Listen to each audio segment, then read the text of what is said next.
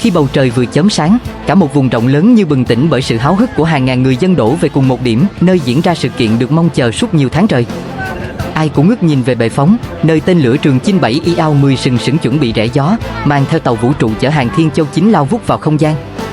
Tiếng đếm ngược vang lên giữa không gian căng thẳng đến nghẹt thở, rồi trong khoảnh khắc rực rỡ, ánh lửa phụt ra từ đuôi tên lửa thắp sáng cả bầu trời, kéo theo những tiếng vỡ òa đầy phấn khích.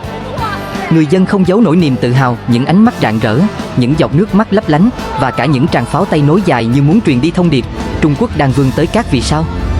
Đây không chỉ là một vụ phóng tên lửa, đó là tuyên ngôn rực lửa về một dân tộc không ngừng mơ ước, không ngừng bứt phá. Trong khoảnh khắc ấy, mọi khác biệt, mọi khoảng cách như tan biến, để lại duy nhất một cảm xúc chung: